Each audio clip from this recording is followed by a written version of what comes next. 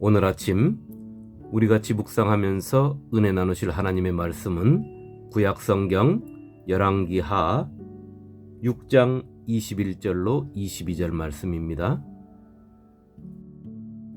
이스라엘 왕이 그들을 보고 엘리사에게 이르되 내 아버지여 내가 치리이까? 내가 치리이까 하니 대답하되 치지 마소서. 칼과 활로 잡은 자인들 어찌 치리이까? 떡과 물을 그들 앞에 두어 먹고 마시게 하고 그들의 주인에게로 돌려보내소서 하는지라. 아멘. 아람 왕이 하나님의 사람 엘리사를 잡기에 혈안이 되었습니다. 그것은 전에 말씀드린 대로 이스라엘을 침공할 계획만 세우면 엘리사 때문에 그 계획이 수포로 돌아갔기 때문입니다. 아람 왕이 군대를 보내서 엘리사를 잡아오라고 했습니다. 그 군대가 엘리사가 머물고 있는 성읍을 포위했습니다. 아침 일찍이 엘리사를 섬기는 사원 한 사람이 성읍에 나와서 그 광경을 목격했습니다. 그는 두려운 마음을 품고 엘리사에게 말했습니다. 내 주여, 어찌하면 좋겠습니까? 지금 아람 군대가 성읍을 에워쌌습니다. 그 사원의 말에 엘리사가 이렇게 말했습니다. 두려워 말라. 저들과 함께한 자들보다 우리와 함께한 자가 많으니라. 청년의 영적인 눈이 엘리사의 간구로 떠지고 그의 눈에 엘리사를 두르고 있는 불말과 불병거가 산에 가득한 것을 보게 되었습니다. 아람 군대가 하나님의 사람 엘리사를 향하여 내려왔습니다. 이때 엘리사가 하나님을 향하여 기도했습니다. 하나님, 저 아람 군대의 군사들의 눈을 어둡게 하여 보이지 않게 하소서. 그들의 눈이 어두워져서 앞이 보이지 않았습니다. 엘리사가 그들에게 다가갔습니다. 그리고 엘리사가 그들에게 다가가서 말했습니다. 내가 너희를 인도해 주겠으니 나를 따르라. 그들이 엘리사를 따라서 이스라엘의 수도 사마리아에 도착했습니다. 엘리사가 다시 하나님께 기도했습니다. 하나님, 저들의 눈을 열어서 보게 해 주시옵소서. 엘리사의 기도에 그들의 눈이 열렸습니다. 그들은 깜짝 놀랐습니다. 그들이 있는 것은 하나님의 사람 엘리사가 있는 곳이 아니라 적국인 이스라엘의 수도 사마리아의 한 복판에 있었기 때문인 것입니다. 이스라엘 왕이 그 소식을 접하고 그들에게 나왔습니다. 그리고 오늘 우리가 읽은 내용을 엘리사에게 말하고 있는 것입니다. 내 아버지여, 내가 저들을 치리이까? 내가 저들을 치리이까? 이스라엘 왕도 어리둥절했을 것입니다. 어떻게 저 많은 군사를 창도 없이 칼도 없이 사로잡아 올 수 있단 말인가? 엘리사를 존경의 눈으로 바라봤을 것입니다. 그렇기에 하나님의 사람 엘리사에게 내 아버지여 라는 호칭을 쓴 것이지요. 이스라엘 왕은 평소에는 엘리사와 별로 좋지 않은 관계였습니다. 그 모습을 열왕기하 6장 31절에 이렇게 기록하고 있습니다. 왕이 이르되 사밧의 아들 엘리사의 머리가 오늘 그 몸에 붙어 있으면 하나님이 내게 벌 위에 벌을 내리실지로다 하니라. 엘리사를 향한 왕의 마음이 그대로 드러나 있습니다. 하나님의 사람인 줄 뻔히 알면서도 사밧의 아들이라고 표현하면서 엘리사를 죽이지 않으면 하나님의 저주를 받겠다는 그 표현에서 우리는 왕의 마음을 읽을 수가 있는 것입니다. 내가 치리이까?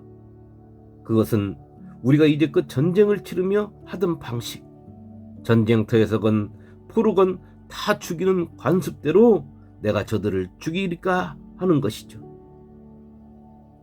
그러한 이스라엘의 왕의 물음에 하나님의 사람 엘리사가 말합니다. 왕이여 치지 마소서. 죽이지 말라는 것입니다. 떡과 물을 주어서 먹고 마시게 하고 그들의 주인에게로 돌려보내 주십시오. 하나님의 사람 엘리사는 이 상황을 이스라엘 왕과 이스라엘 백성들에게 두 가지를 가르쳐 주고자 하는 것입니다. 지금 왕과 여러분들이 목격하고 있는 이 상황은 사람의 능력으로 한 것이 아니라 하나님께서 당신의 능력을 나타내셨다는 것을 알려주고 있습니다.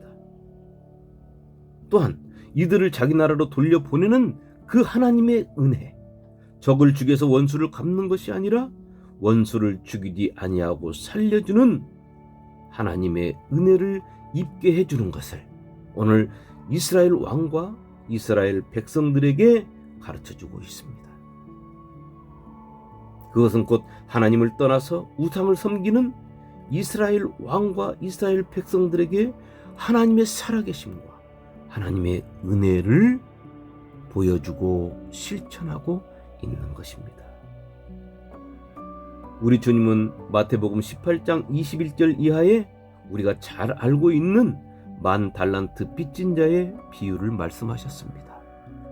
만 달란트 빚진 자는 그가 평생을 일해도 자기의 능력으로는 그 빚을 갚을 수 없는 자입니다. 오늘 우리의 죄의 빚이 하나님 앞에 그랬습니다. 그 빚이 만 달란트 빚진 자가 그 주인의 은혜로 탕감받았듯이 우리는 우리 주 예수 그리스도의 십자가의 은혜로 죄를 탕감받은 자들입니다. 도저히 내 자신의 힘으로는 갚을 수 없는 죄의 빚을 탕감받은 자들이 저와 여러분들이라는 것입니다. 이 사실을 진실로 내가 받아들인다면 누구를 용서하지 못하겠습니까? 우리가 진정으로 예수를 주로 믿는 사람들이라면 우리는 용서할 수 있는 것입니다. 용서라는 한문을 보면 얼굴용에 용서할 서자를 씁니다. 용서할 서자를 다시 들여다보면 같을려 밑에 마음 심자가 있습니다. 다시 말해 용서는 얼굴만 같아지는 것이 아닙니다. 용서하는 자가 용서받는 자와 같이 겉모습만 같아지는 것이 아니라 속마음, 마음까지 같아져야 하는 것을 뜻하는 것입니다. 하나님께서는 당신의 생명을 주시며 우리의 죄를 용서하셨습니다. 그런 용서를 받은 내가 누구를 용서하지 못하겠습니까? 내가 용서받은 자임을 알면서도 다른 사람을 용서하지 못한다면 우리는 주님께서 말씀하신 대로 만 달란트의 빚을 탕감받았으면서도 나에게 100데나리온의 빚을 진 자의 목을 움켜쥐는 자와 똑같다는 것입니다. 사도 바울은 로마서 12장 19절로 21절에 이렇게 기록하고 있습니다. 내 사랑하는 자들아, 너희가 친히 원수를 갚지 말고 하나님의 진노하심에 맡기라. 기록되었으되 원수 갚는 것이 내게 있으니 내가 갚으리라고 주께서 말씀하시니라. 내 원수가 줄이거든 먹이고 목마르거든 마시게 하라. 그리함으로 내가 숯불을 그 머리에 쌓아 놓으리라. 악에게 지지 말고 선으로 악을 이기라. 아멘. 오늘 하루 내가 진정 하나님께 탕감받은 죄인임을 깨닫고 그 은혜를 아는 자라면 나를 향해 나를 세우고 오는 세상의 그 모든 것들의 날카로움을 하나님의 자비하심으로 무디게 만들어 나를 해치고자 달려오는 그 날카로움이 부끄러워 고개를 숙이고 나를 우습게 알던 자가 하나님의 능력과 은혜를 나의 모습에서 발견하고 경외심을 품게 만드는 참 자존감을 드러내는 복된 하루 되시기를 주님의 이름으로 축원합니다. 아멘.